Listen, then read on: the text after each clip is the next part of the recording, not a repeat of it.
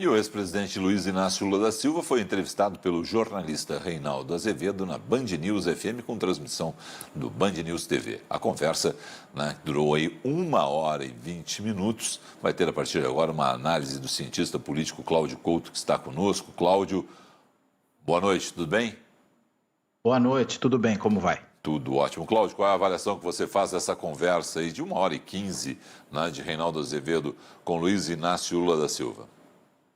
Olha, eu creio que o ex-presidente, ele dá um sentido para essa conversa muito parecido com aquele que foi o do seu discurso logo após a anulação, não da anulação por conta da suspeição do Moro, né, mas por problema de foro na decisão do juiz Fachin lá no Sindicato dos Metalúrgicos em São Bernardo do Campo. Naquele momento ele faz um discurso claramente buscando se aproximar do centro, buscando ampliar, tentando se aproximar inclusive do setor empresarial, fazendo uma defesa da democracia, né, tentando se colocar como uma alternativa democrática ao bolsonarismo e também fazendo uma defesa de políticas públicas baseadas em ciência, em evidências, coisas do tipo, também, claro, fazendo um contraponto ao bolsonarismo. Eu acho que ele manteve esse mesmo tom na conversa com o Reinaldo Azevedo, inclusive quando ele diz ao Reinaldo que, apesar das imensas divergências que eles possam ter, ele está apto a conversar com o Reinaldo porque acha que a democracia implica nisso, na necessidade de se conversar com aqueles de quem se diverge. Bom, e aí nessa questão de ir para o centro, aquele final da entrevista, até quando o Reinaldo questiona ele, né? O senhor está indo ao encontro do centro, e aí Lula pega e não responde, né? Ele pega e deixa mais assim, aberta essa questão. Mas a resposta anterior, né, tinha deixado claro, né, quando ele tratou do Manifesto pela Democracia, assinado por 6 pré-candidatos, né? Ali me parece que já estava desenhando exatamente essa, olha, eu sou o cara que posso representar a esquerda, mas sei, pelo passado, com José Alencar, que tenho que conversar com todo mundo, né? Ali ficou, eu acho, a parte mais evidente ali da entrevista quase no final, né? Eu creio que é isso mesmo, né? Acho que em relação ao manifesto, né, o que houve, assim como houve dos signatários do manifesto, acho que houve agora da parte do Lula, né? Os signatários do manifesto claramente não o convidaram, nem convidaram ninguém do PT, porque queriam se diferenciar politicamente dele, né? Querem se colocar como uma alternativa tanto ao PT, e no caso aí ao Lula especificamente, como ao Jair Bolsonaro. E ele, de alguma maneira, devolveu essa bola. Ele falou, beleza, né? Eu sou realmente uma alternativa a vocês, não quer dizer que eu não posso ocupar o mesmo espaço, mas acho muito bom que haja manifesto desse tipo em defesa da democracia. Então ele deu uma no cravo e outra na ferradura quando ele diz que a defesa da democracia é algo necessário, e aí, nesse sentido, se colocou como alguém que estaria no mesmo campo que esses candidatos do ponto de vista da democracia, não do ponto de vista necessariamente do seu programa de governo ou das suas propostas de políticas públicas. Acho que, enfim, reforça ainda essa mesma posição de tentar se colocar como um Lula mais amplo, ou como se falava lá em 2002, o Lulinha Paz e Amor, né? Mas acho que essa ideia do candidato de centro-esquerda é o que faz mais sentido aqui. Bom, a situação envolvendo especificamente Ciro Gomes, que é o homem mais à esquerda daqueles 6 que assinaram o manifesto, e foi citado na entrevista, e aí Lula lembra que ele não estava presente no segundo turno, né? Foi para Paris, né? Isso mostra que tem uma situação hoje de tratamento diferenciado. Olha, tem uma esquerda, mas nós vamos caminhar aqui, não é aquela frente tão ampla assim que muita gente sonhava, vai ter escolhas nessa frente? Eu creio que sim, né? Inclusive porque o próprio Ciro Gomes, já desde a eleição de 2018, quando ele realmente não fica para apoiar o Fernando Haddad no segundo turno, embora tenha deixado claro que não votaria no Bolsonaro e viaja para Paris, isso é sempre lembrado, ele está procurando se diferenciar do PT. E ele tem sido bastante crítico e batido bem forte em Lula, no PT. Isso até foi objeto do discurso lá do Lula nos sindicatos metalúrgicos há um tempo atrás, quando ele dizia que o Ciro, apesar dos seus 60 e poucos anos, ainda se comporta como um garoto, usou essa imagem para, claro, fazer referência a esse estilo mais iracundo que o Ciro Gomes tem. Mas o Ciro, eu acho que tem uma estratégia aí. A estratégia dele é se diferenciar do PT e do Lula como uma alternativa não petista, ainda que mais à esquerda, mas provavelmente mais à centro-esquerda. Eu acho que essa é a estratégia dele. E até a participação dele nesse manifesto vai nessa mesma direção. Se ele não pode estar com o Lula e o PT, mas pode estar com Amoedo, só para a gente pegar quem me parece estar no outro extremo aí desse Esse contínuo aí ideológico que começa no Ciro e vai até um outro lado, ele claramente também está deixando evidenciado que ele pode se aproximar do centro, mas que ele não é petista. Acho que essa é a grande preocupação do Ciro para poder se colocar como uma alternativa nesse campo. E às vezes eu prefiro falar ao centro, porque é a esquerda do Bolsonaro e a direita do Lula, mas não é necessariamente de centro. Pode ser direita moderada, pode ser centro-esquerda, pode ser centro-centro, enfim, tem um monte de opções. Pois é, Cláudio, aí que tá. A gente tem duas candidaturas, não sei, deixa eu te fazer a pergunta primeiro. Lula candidatíssimo, né? Não tem... Nesse momento, ele está ali já com um plano de governo, já falando quando ele fala de Eletrobras, ele já fala o que tem que fazer, a economia, ele já dá os pitacos dele, sempre que podia, batia tanto em Paulo Guedes quanto em Bolsonaro e nos filhos de Bolsonaro, né? Candidatíssimo, né? Afiadíssimo para... Sim. Até porque ele é a melhor alternativa eleitoral do seu próprio partido, né? Ele mesmo já deixou claro que tem energia para fazer política, para voltar à política. Então, não é crível, né, que ele não é alguém que é candidato à presidência da República. Ele é candidato à presidência da República, evidentemente, né? E mais, né, mesmo tendo dito ao Haddad para botar o bloco na rua, ele fez isso antes da anulação do julgamento pela Lava Jato, né? Então, naquele momento, ele provavelmente não tinha como a possibilidade real ser candidato, agora ele tem. É candidatíssimo, na dúvida. Não quis falar, falou que não se fala de candidatura agora e tal, que é uma coisa, enfim, que todos os políticos fazem desde sempre, ou quase todos, né? Há aqueles que não fazem, mas geralmente ficam expostos mais cedo. Aqui no caso do Lula é tão óbvio que nem adianta negar. O fator Boulos nisso tudo, como é que vai se posicionar? Porque, afinal de contas, é um nome crescente, fez uma boa eleição presidencial, fez uma boa eleição para a Prefeitura de São Paulo e virou uma estrela dentro da esquerda brasileira. Claro que o nome de Lula é muito maior, mas como é que se posiciona Boulos, o pessoal que saiu de dentro do PT com críticas ao Partido dos Trabalhadores numa situação de primeiro turno, de segundo turno, acho que ninguém tem dúvida, mas em primeiro turno o ano que vem? Olha, eu acho que o PSOL deve ter uma preocupação clara nas próximas eleições, que é fazer uma boa bancada e obter uma boa votação para a eleição de deputados. Por que isso? Porque a cláusula de barreira, a não ser que aprovem aí alguma reforma política, está se discutindo isso, a gente não sabe se vai sair. Mas mantidas as regras, a gente vai ter uma cláusula de barreira maior, ou cláusula de desempenho, para ser mais preciso, maior do que aquela que existiu já na eleição municipal, enfim, que não havia ainda de maneira clara na eleição de 2018, não tem coligação proporcional, e se o partido não faz uma boa bancada, ele tem dificuldades depois de ter fundo partidário, de ter tempo de televisão. Eu acredito que com Lula no cenário, não faz muito sentido para o PSOL lançar uma candidatura como a do Boulos para presidente da República, sabendo que ele provavelmente não terá a chance de chegar no segundo turno. Faz mais sentido lançá-lo para o Legislativo, e eu diria não para o Senado, mas para a Câmara de Deputados, para ser um puxador de votos e assim assegurar que o partido tenha uma boa votação e consiga constituir uma bancada. Eu imagino que essa seja uma estratégia muito mais plausível e muito mais sensata para um partido como o PSOL, do tamanho que tem, do que lançar o Boulos à presidência para, enfim, só fazer figuração, né? Ou mesmo para governo do Estado de São Paulo, né? Uma coisa é ser um candidato bem votado na capital e ainda assim não ganhou. Outra é ganhar no interior do Estado, né? Mesmo para governador ou para senador, eu não o veria como um candidato tão competitivo. Então, imagino que essa estratégia de garantir a bancada deva ser a estratégia dominante do partido. Cláudio, com relação a Luiz Inácio Lula da Silva e a composição do PT, ele falou de José Alencar, foi questionado a respeito de Luísa Trajano. E aí ele disse, olha, acho que Luísa não vai se meter com política, não vai se meter com partido político. Mas o perfil é de José de Alencar ou aquela esquerda do PT, que queria uma candidatura mais puro sangue, mais ideológica dentro do partido, para fazer o enfrentamento com o Bolsonaro, pode ganhar essa vice? Olha, ele tem reiterado esse discurso, né, de uma candidatura ou de uma aproximação com o empresariado e com setores mais ao centro, até talvez à centro-direita. Então, eu acho muito pouco provável que, para agradar a ala ideológica do partido, ele tenha um candidato mais à esquerda. Poderia ser alguém da esquerda do PT, ou mesmo, por exemplo, o Boulos, de quem a gente falou, alguém com esse perfil, né? Eu acho que para o PSOL não interessa, mas enfim, poderia se pensar em alguém com esse perfil. Mas eu não acho que isso é o mais provável. Eu acho que o mais provável é ou ter um vice que amplie do ponto de vista programático, ideológico e mesmo socioeconômico, né, para setores como empresariado, ou talvez ter um vice do PT que ele enxergue como sucessor. E, veja, na eleição de 2018, o vice dele já seria o Fernando Haddad.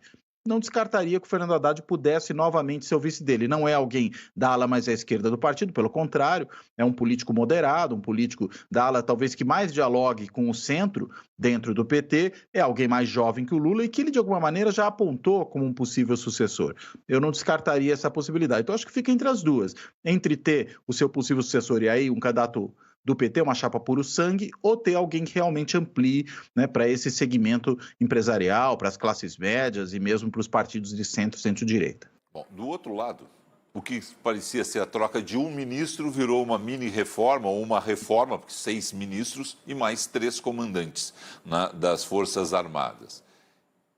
Já é olhando 2022, a colocação de Flávia Arruda na articulação política do governo, as outras mudanças que existiram dentro do governo Bolsonaro. O presidente já começa a dar também os primeiros passos fixando a sua área de atuação, pensando nas eleições, ou no caso dele, por estar no governo, ainda tem muita água para rolar embaixo dessa ponte, Cláudio?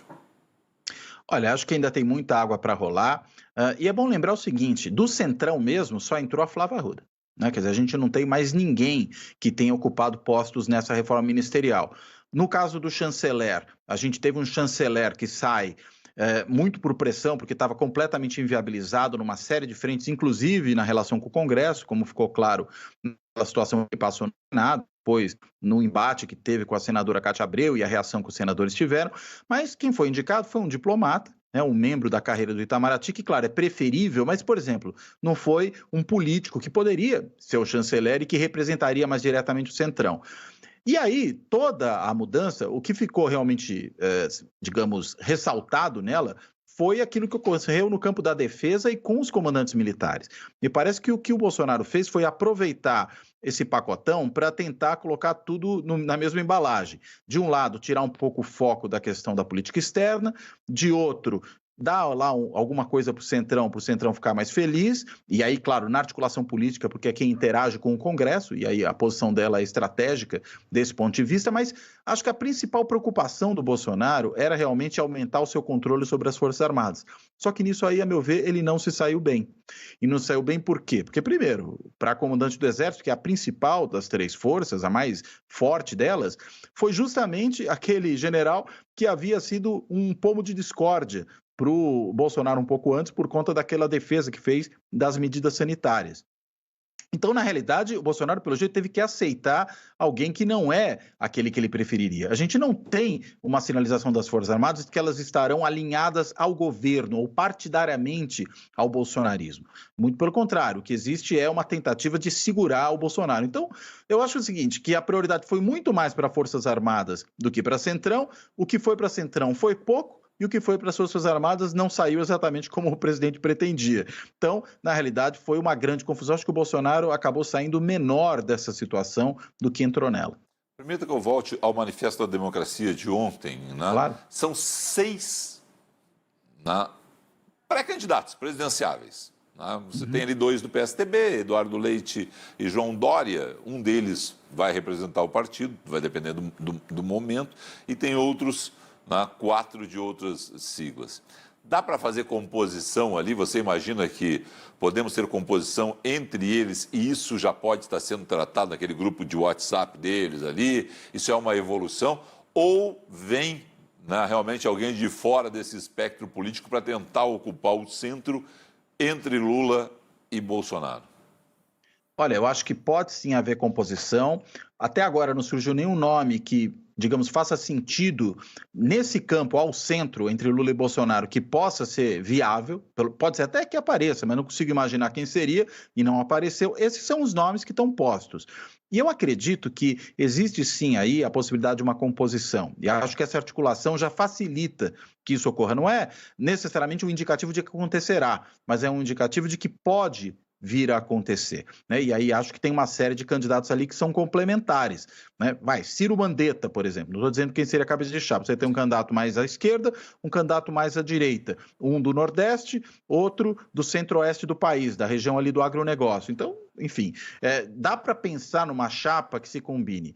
E mais, não há espaço para mais do que um candidato forte de centro. Né? Por quê? Porque o espaço mais à esquerda o Lula vai ocupar, o espaço na extrema direita o Bolsonaro ocupa, tem um espaço aí do campo da direita moderada à centro-esquerda, e mesmo assim eu diria ao centro, porque o próprio Lula está caminhando no sentido da centro-esquerda.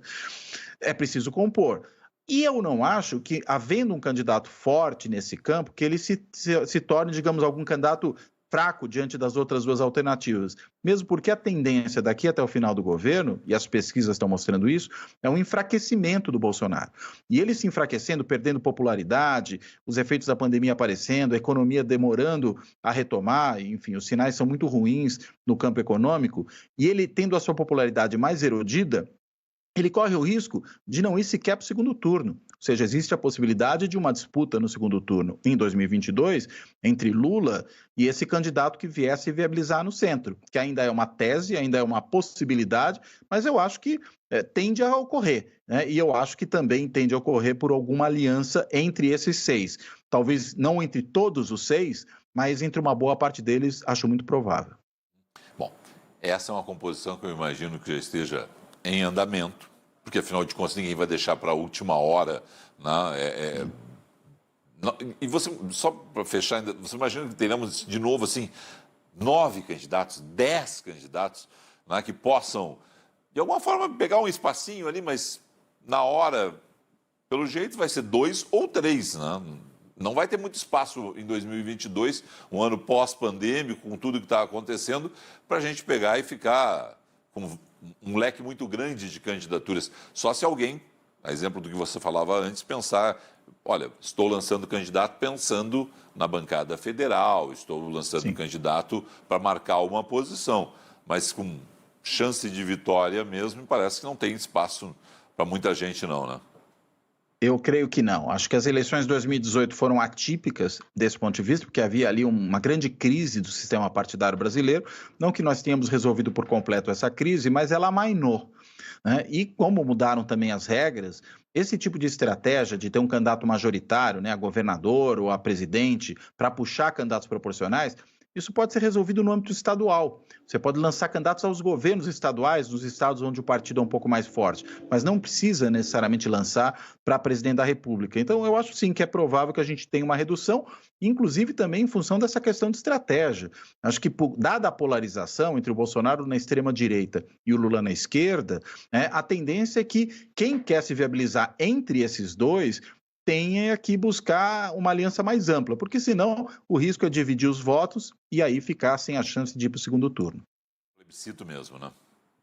Sim, e aí número reduzido de candidatos, né?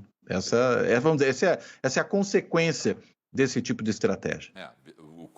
Para que os assinantes entendam, virar plebiscito, que eu digo o seguinte, bom, chegar no momento ali das pessoas dizerem, vou ter que fazer o voto útil, ou é Lula, ou é Bolsonaro, ou é Lula, né? E os outros todos serem simplesmente limados, mesmo que alguém dissesse assim, eu gostaria muito de votar no Cláudio Couto, mas o Cláudio Couto nesse momento não vai para o segundo turno, então eu vou decidir entre Lula e Bolsonaro ou Lula. É aquela coisa, né? O pragmatismo pré-eleição, né? Aqueles 5 dias da eleição ali que a gente vê uma movimentação de votos. Eu acho que sim, porque, enfim, o eleitor é sempre colocado diante de escolhas que também são estratégicas, né? Ele quer votar não só naquilo que ele prefere, mas naquilo que ele acha que tem chance de dar um resultado mais próximo do que ele prefere. Se o meu candidato favorito não tem chance de ir para o segundo turno, eu começo a olhar para os que têm chance. Não é, veja, simplesmente votar no que vai ganhar, não é isso, mas é fazer um voto que não seja perdido numa dispersão. Por quê? Porque se eu voto num candidato que não é a minha primeira opção, talvez seja a segunda ou até a terceira, mas ele tem mais chance de ganhar daquele que seria a minha primeira opção, né? Ou daquele que, vamos dizer, que é o que eu mais rejeito, do que o que é a minha primeira opção, já que ele não tem chance, eu mudo meu voto, faço um voto estratégico. Eu acho que muito eleitor vai estar fazendo esse cálculo. Às vezes faz até de uma forma muito intuitiva, mas faz. A gente já viu várias eleições em que isso acontece, e daí ter essas movimentações de última hora, que inclusive deixam muitas vezes os institutos institutos de pesquisa rendidos, né? Porque eles medem até, digamos, a 1/10 hora, mas essa mudança ocorre já na 12ª hora. E aí fica mais complicado de aferir isso na pesquisa. E esse é um movimento que muitas vezes nós na imprensa criticamos, que não é captado pelos institutos de pesquisa, né? Mas ele existe, você nota nas suas relações, né, Cláudio? Você que conversa com tanta gente, quer dizer, você nota, olha, há uma migração naquela última semana, seja até pela situação da pessoa procurar a pessoa mais próxima do que ela queria, seja para também algumas pessoas dizer assim, votei no candidato vencedor. Até isso existe.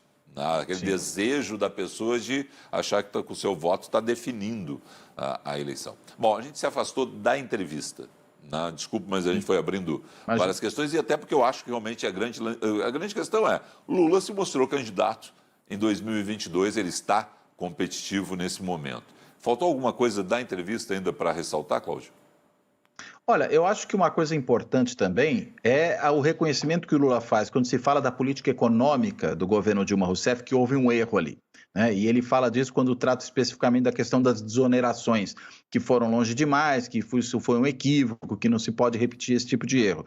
Acho que esse é um dado interessante. Por quê? Porque sempre se fala, o PT não fez autocrítica, de alguma maneira ali fez. E essa é uma questão importante porque é justamente na área de política econômica, né, que é, para um certo setor da sociedade, mais até do que a questão da corrupção, dos escândalos que acabaram afetando os governos petistas, a questão mais sensível. Ou seja, o PT vai ter um projeto econômico que faça sentido para um certo setor da sociedade. Quando ele faz essa autocrítica, eu creio que ele está sinalizando que sim, que é possível que haja uma política econômica de outra natureza, talvez mais parecida, por exemplo, com o que foi o Lula do primeiro mandato lá atrás. Ele até uma hora se refere ao companheiro Palocci, no dado momento a gente sabe que é uma ruptura hoje entre o Palocci e o PT, e o próprio Lula, mas acho que a referência não é casual, é porque tem realmente essa ideia de que aquela política econômica que foi naquele momento capitaneada pelo Palocci, quando ministro da Fazenda, ela era uma política econômica mais ao agrado do mercado e mais capaz de atrair o apoio de setores que não são propriamente os setores da esquerda, mas que são capazes talvez de aceitar melhor uma candidatura petista se ela der essa sinalização em termos econômicos. E só a respeito de equipe econômica, ele citou também Guido Mantega, né? Mas nunca citou Henrique Meirelles, que no passado, né, foi 8 anos presidente do Banco Central de Lula e era tido como o grande artífice da política monetária que salvou, exatamente na crise, né, do Lehman Brothers ali, né, o Brasil, né, fez uma política anticíclica e ali houve um crescimento. Isso em tudo, em meio ao mensalão e todo o debate político que estava havendo naquele momento. Né? Então, é interessante. Ele optou por falar de Palocci, num determinado momento, falou de Guido Mantega, mas não citou Henrique Meirelles, que já foi candidato na eleição passada e hoje, né, é secretário de Estado da Fazenda em São Paulo.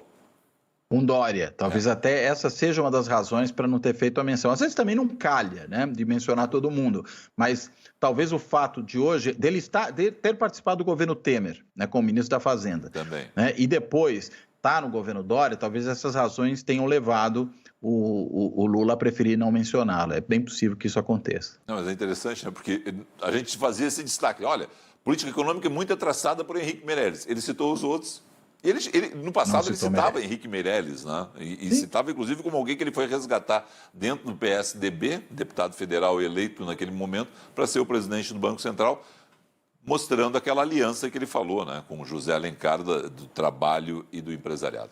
Cláudio. E chegou a sugerir a Dilma que tivesse como ministro da Fazenda. Exatamente. Ela que não aceitou, mas o Lula chegou a fazer essa sugestão, né? Exatamente.